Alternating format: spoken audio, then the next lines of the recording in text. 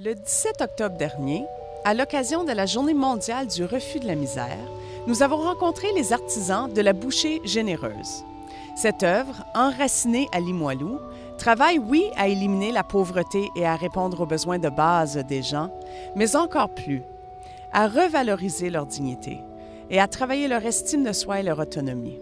Et tout ça par un moyen très simple, mais tout un défi, l'accueil inconditionnel. Monsieur Caillouette, pouvez-vous me dresser un portrait général des services qu'offre l'organisme La Bouchée Généreuse? Oui, avec plaisir. La Bouchée Généreuse est multiservice, donc premier besoin qu'on répond, c'est évidemment la nourriture. Chaque jeudi, il y a entre 500 et 700 personnes qui viennent chercher 2 sacs de nourriture qui comprend de la viande, des légumes, produits laitiers.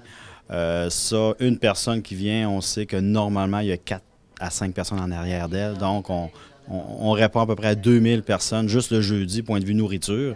Évidemment, avec l'achat des nouveaux locaux, on a des meubles, on a du linge. On fait aussi on a un petit service de traiteur pour s'auto-suffire, évidemment. Donc grosso modo, il y a entre 2000 et 3000 personnes qui viennent à la Bouchée Généreuse par semaine pour avoir différents services qu'on offre. On a aussi le jeudi, vu qu'on a plusieurs personnes qui viennent, on a des avocats qui viennent gratuitement, comptables pour voir un peu équilibrer leur budget, infirmières, tout ça, c'est sans condition. Ici, c'est vraiment, les gens viennent, il n'y a pas de... Il n'y a pas t'es qui, tu gagnes combien, ou c'est l'accueil inconditionnel. Mais ici, c'est primordial, il n'y a pas de discrimination. C'est l'accueil inconditionnel. Si tu ne reçois pas quelqu'un qui vient le jeudi, un exemple, que tu ne le reçois pas avec un sourire, tu n'es plus bénévole ici. C'est simple. Ici, il y a beaucoup de bénévoles, beaucoup de pauvres qui nous disent quand ils viennent de chez du manger, des bénéficiaires, gardez votre sourire, M. Gravel. Vous nous recevez qu'une poignée de main et un sourire. Il y en a qui n'ont jamais de sourire dans une semaine. Fait que c'est ça. Puis qu'il soit n'importe quelle race, tu es toujours bien reçu. Puis même, on a eu des papiers pour parler dans d'autres langues, l'italien, le mexicain. On s'est fait faire des papiers pour savoir qu'est-ce qu'ils veulent, parce qu'on ne comprenait rien au début.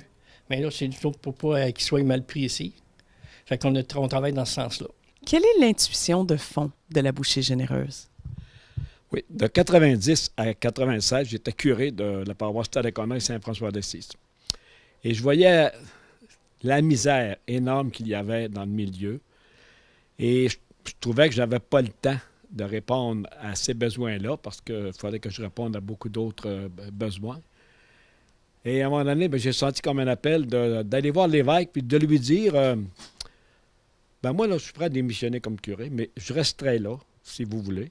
Et si la nouvelle équipe veut aussi que je reste dans le milieu, je vais avoir du temps. Moi, faire seulement ça, m'occuper des gens qui ont besoin. Qu'est-ce qui fait que ça a marché? C'est beaucoup grâce à Bruno, parce que Bruno a vraiment donné son cœur à ça. Il nous a impliqués. On a eu chacun nos affaires. Moi, quand j'ai commencé, j'étais, comme je fais présentement, chauffeur de camions, j'allais chercher des meubles. Puis dans ce temps-là, au commencement, on allait, puis on allait à des maisons qu'il n'y avait rien. Il n'y avait absolument rien dans la maison. Puis Bruno, il disait, on émeuble. Mais avant ça, on émeublait, on leur donnait. Faut vraiment, parce que c'était un quartier qui était très défavorisé, puis on leur donnait tout.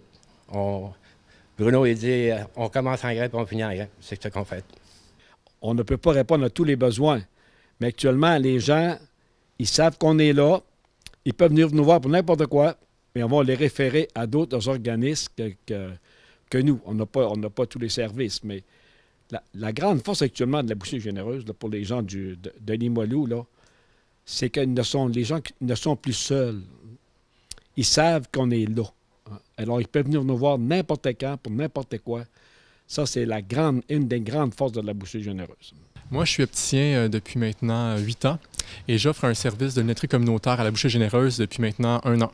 Le but de mon service, c'est de créer de l'accessibilité pour des personnes qui n'ont pas nécessairement le pouvoir d'avoir une paire de lunettes. Donc, ils viennent me voir et quelle que soit la situation financière, j'essaie de trouver des solutions pour qu'ils puissent avoir une paire de lunettes.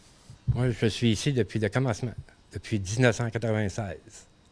J'ai commencé avec Bruno. Bruno avait décidé de faire... ça a commencé avec le nom de la pastorale sociale. Il a dit, on va partir un œuvre. Il m'a demandé, moi, je suis un peu Thomas, je lui ai dit, oui, je m'attends.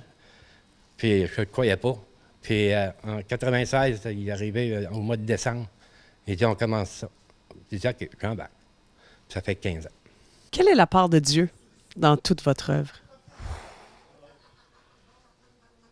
Notre président du conseil d'administration me disait il y a l'année passée, tu m'énerves avec ton Dieu.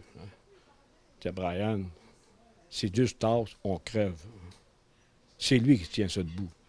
Oui, ça prend du monde, ça prend des bénévoles, ça prend des donateurs, mais c'est Dieu qui tient ça debout. Brian, j'ai dit, on ne peut pas le tasser, Brian, on va crever. Hein?